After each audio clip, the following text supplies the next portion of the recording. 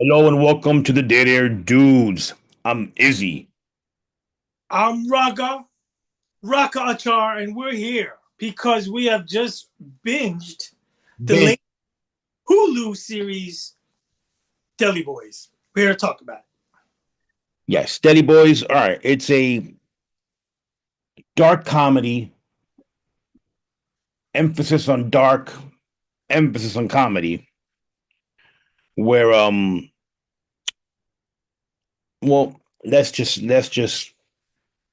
all right. You have two brothers, two Pakistani brothers, who are kind of they're rich kids. They're kind of a little pampered, and one brother is Hot pampered. yeah, one brother is uh like a business type, they have had silver spoons in their mouth all life. And the other brother, played by the older brother in Ms. Marvel, who he's great in this role actually. He's kind of like the fuck up. He's kind of like, he doesn't really have a job. He kind of all he does is just party. Well, the other brother's more the serious kind of type. Now, the father owns a bunch of delis, and he's opening up like a golf course or something, and we come to find out there's an underbelly to the Dar Empire. Dark. Dark. Where they have what do they call it? Dark. What do they call it? Darko. Yeah, Darko. Yes. So then when something happens to I'll let Raka continue. So take it away, Raka. Well, we're introduced to the family as they're having an outing on the golf course, Mhm. and the father, loving the boys, enjoying being with them, gets struck in the head by a golf ball in a freak accident and dies. Yes, and there is no shortage of blood in this in this show. So you know, yeah, It is a dark comedy in the underground crime world, taken from the point of view of Pakistani Americans. yes. I think it's based in Chicago, Is it? Yeah, I do believe so. but it's based in Chicago, and obviously they're the immigrant family in, and as as they've come to assume running the company, and it's a huge company. The first day of the job, they come to the job and they're raided by the FBI. Everybody at the FBI, and they take everything, all the delis, everything. But that's where we're introduced to Lucky Auntie. Yes. Auntie Lucky. Yeah. Yeah, Auntie Lucky. And she takes the heat, and everything spirals downhill. All their possessions, their homes, money, everything is frozen, assets frozen, repossessed by the federal government. They're under investigation. They lose everything in a snap. And in the beginning, they can't handle it. Yeah. And Raj is the Playboy one. Mhm. Raj has an interesting, very free world, drugs, women, Personal shaman. Christmas Prairie. I mean, that's the one thing, if you can touch off, the characters are extremely deep, colorful, and unique. Yes, I think that's probably the best thing of the show is the acting was really good, and the characters are very rich and colorful, as you mentioned before. And it's genuine. It's genuinely a funny show, and I think to its detriment, I think it takes away a little from the darkness of what's going on because it's that funny. So it almost seems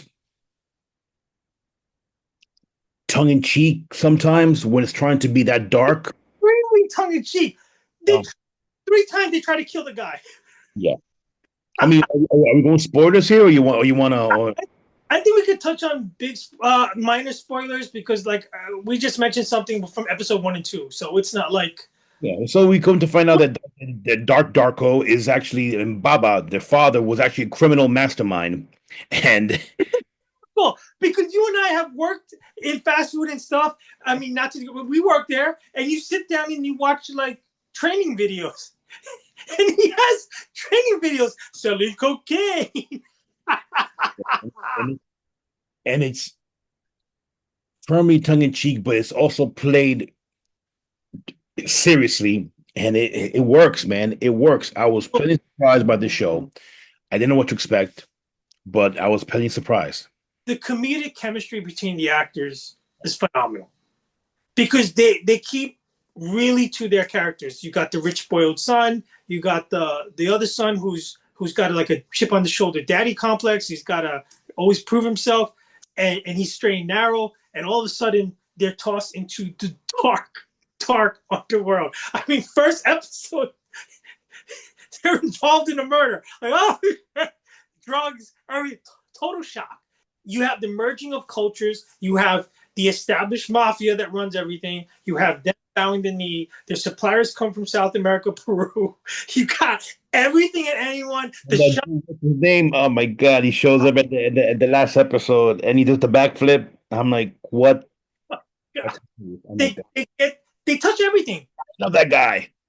But they touch everything. They touch to the fact that I have worked with a lot of people from South Indian and American, Pakistani, and Indian American descent. So I am privy to some of the things that are integral to the society, and I have to say it's so to the T, and they're portraying it. So they're also showing you how they're perceived by Americans. Like the whole thing when they the hotel, in the hotel is like, oh, and when they go to talk to the lady behind the counter, oh my God, and it was like, you just think we're Eddie Brown with a smile. oh God. And it works. Look, the two FBI agents are your prototypical white stereotype FBI agents who are clueless too. Yes, man. I think of Chicky, who's the actor that he's a funny guy. He's in a million things. He's in super bad. So Yeah, he's the main crime lord.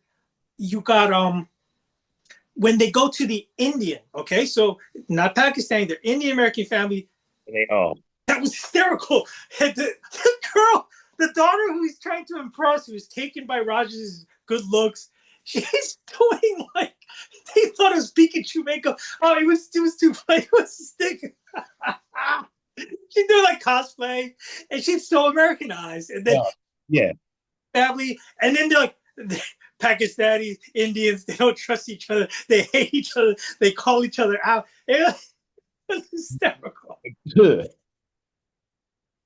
And all of a sudden she's betrothed to him and to talk about money exchanges, and because of the whole arranged marriage family dynamic, this is a business deal.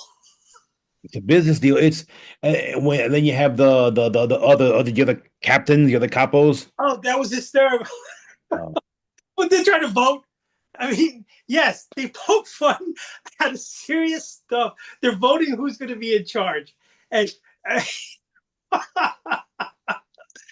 mean, uh, really well done. I mean, if you're going into it looking for a serious, dark, like social commentary, nothing. it, it's not it. This isn't Breaking Bad. No, This comedy with aspects of the action of that whole criminal element. You know what I mean?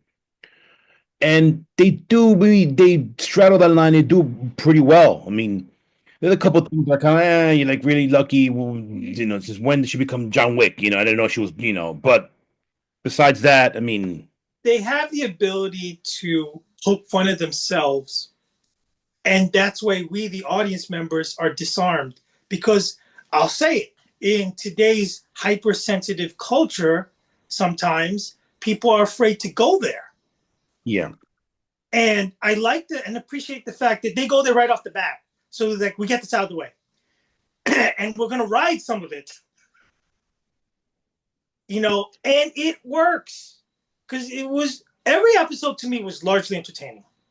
definitely. And it's a quick, nice, tidy binge. Every episode is in the half hour, give or take, probably less because obviously no commercials. So you're talking about 27 to 32 minutes every episode, and it works. I think it's 10 episodes, right? Yeah. And Because I'll put it out to you now. Name me another comedy series right now that accomplishes the same thing. that came out this year. I mean, Yeah, exactly. I don't know. Off the top of my head, I that we watch. I mean, I don't know. I don't know.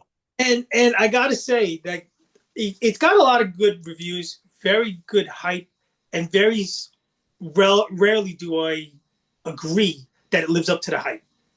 Now, do you think or have you heard anything about the ratings or for season two or I have not. I know that I think on Rotten Tomatoes and stuff, and MIB, I think they garner in the sevens. so to go back, it's filmed in Chicago. It's supposed to be Philly. Duh, of course. Right, my bad. Yeah, because the Philly cheesesteak they were talking about.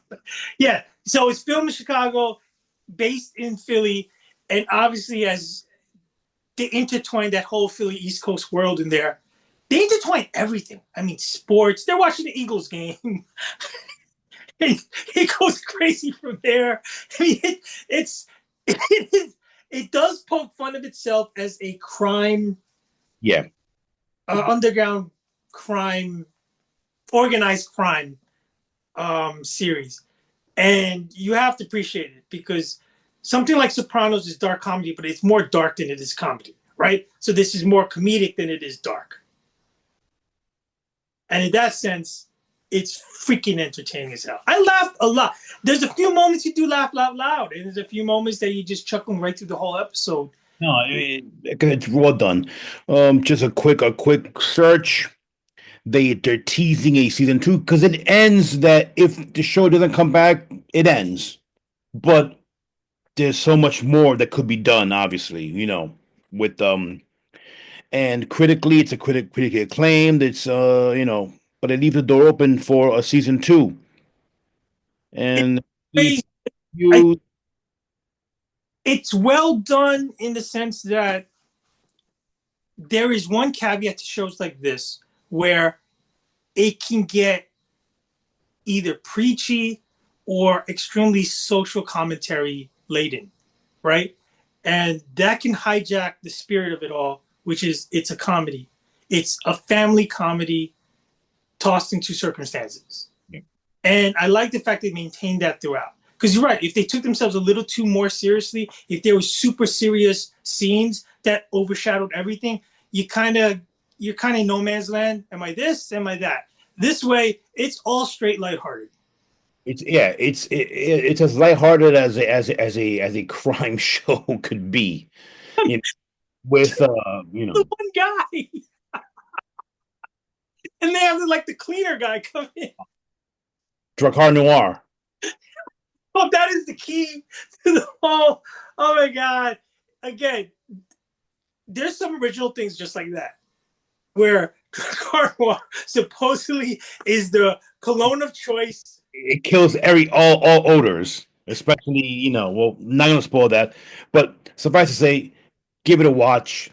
I mean, right now it's currently at 94% fresh, and it has like a 7.6 on IMDb. So Sometimes you need to sit back and just, like you said, turn your brain off and be entertained. And you don't even have to turn your brain off too much. Actually, you get to remain on like autopilot, and you're going to still have a really good time watching the show. This is where I think a few other people could take lessons from of expanding your mindset instead of, you know, I mean, I'm not whatever. no, Sometimes they do the same with stuff. But Deli Boys, your final grades. 7.5. It was good. It was good. And that's pretty high on the comedic scale. Maybe that's actually maybe a little high, probably close to a 7, but it's fine. Leave it. I'll leave it at that. You know, No, and for us who mainly watch action, horror, some sci-fi, you rom coms more than me. Yes, a 7.5 is extremely high. Which sidebar, unrelated topic. There's some very disappointing rom coms lately. Just nothing hitting that mark. I have not seen a good one so far this year. The one with with Reese Witherspoon and Will Ferrell had some Wedding. moments, but ultimately, there's one that I'm not sure if it's a rom-com that just came out on Netflix, which I'm gonna probably check out and review to follow.